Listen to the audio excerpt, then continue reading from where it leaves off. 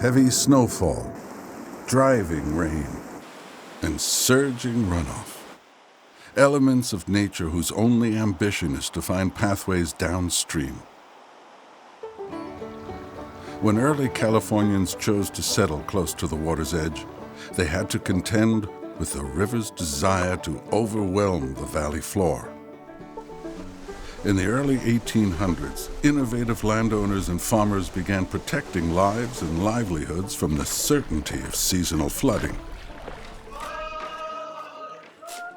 In piecemeal fashion, they built crude levees to redirect winter runoff away from their land.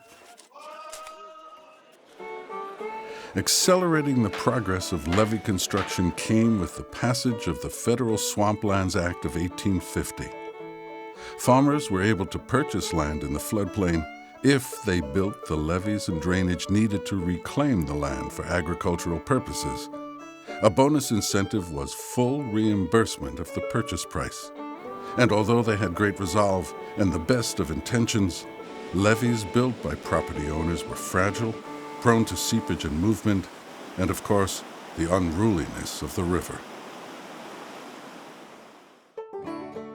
By the late 1800s, thousands of miles of levees formed the waterways of the Central Valley. And with the invention of the clamshell dredge, it was easier to build stronger levees. But even with stronger levees, seasonal runoff still brought floods and destruction to the Central Valley.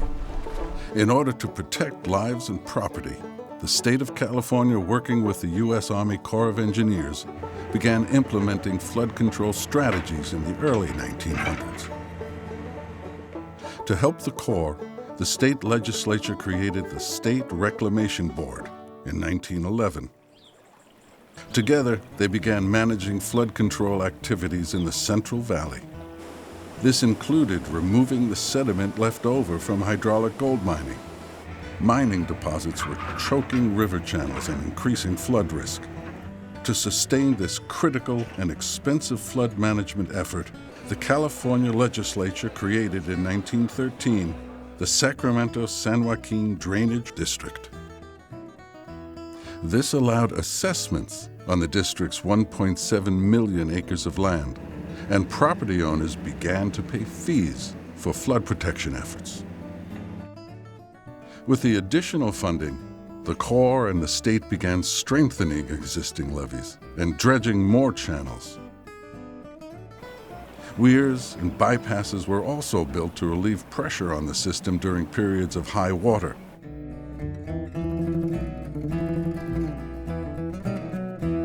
In order to help finance additional flood control efforts, the Reclamation Board successfully lobbied Congress for California's inclusion in the Flood Protection Act of 1917. This legislation dedicated federal matching funds for strengthening levees along the Sacramento and Mississippi rivers.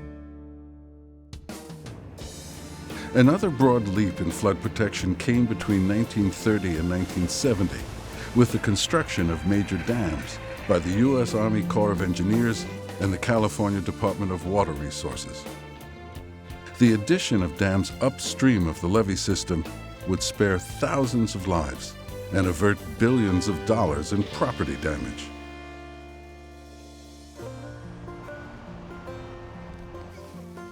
Also playing a major role in local flood protection, reclamation districts were formed throughout the Central Valley. Districts made it easier for local governments and landowners to fund levee inspections and maintenance through local property taxes. Reclamation districts are the on-site guardians of their levees, created to guarantee to the state their proper maintenance and operation. This is especially important because the agreements between the state and the federal government stipulate that the federal government will be held harmless from liability in the event of levee failure.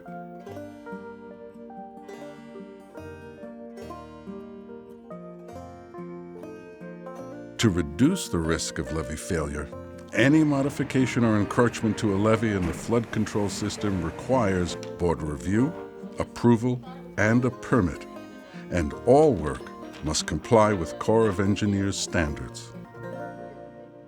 They Each month, Reclamation Board members hold an open forum meeting where property owners and public agencies can discuss flood management issues. As compared to a single entity, board members provide a diverse background and a much wider perspective when they discuss the merits of the project that come before the board.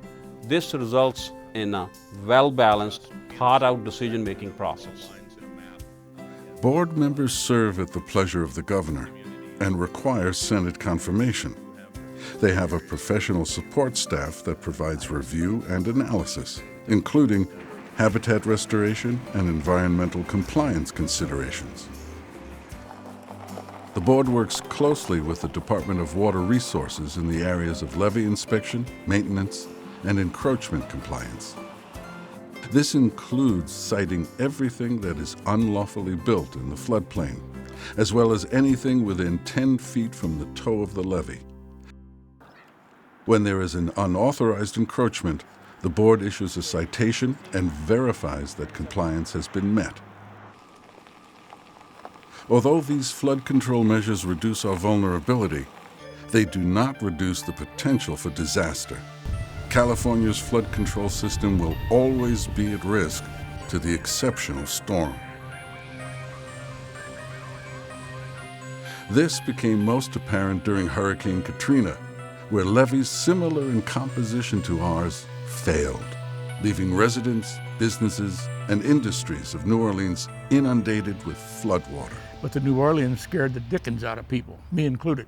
It made you really think about it, because I never thought about it before. I've lived here for a long time, and you just don't really think about it. I mean, I've been up on that levee when the water's 6 inches below the top, but now I think about it. I mean, that's a big river out there. People don't realize how big that river really is because it's in this narrow channel here is what we see, and that's a really big river. When we observe California's cities, homes, and industries that reside in the floodplain, it's easy to see why there is reasonable concern, especially since our levees weaken over time and are subject to under and through seepage, along with the detrimental effects of burrowing animals and earthquakes. There is also scientific evidence that climate change impacts will result in additional pressure on the flood control system. Recognizing a serious flood risk to Valley residents, the Reclamation Board and the Department of Water Resources made a convincing appeal to the California legislature in 2005, calling for an emergency response to fund a comprehensive flood protection plan.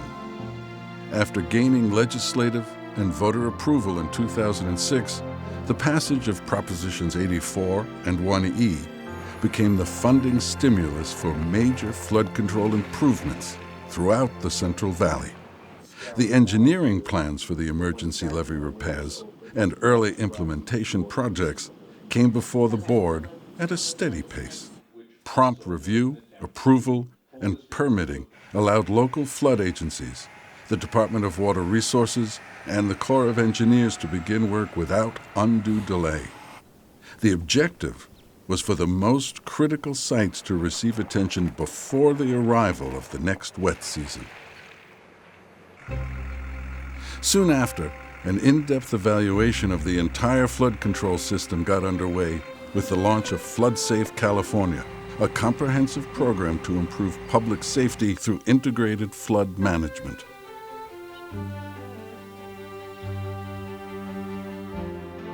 Through the Flood Safe initiative, each site receives expert attention, with time taken to implement habitat protection and restoration during the repairs. 2008 brought major changes to the board, with the governor's signing of the Central Valley Flood Control Act.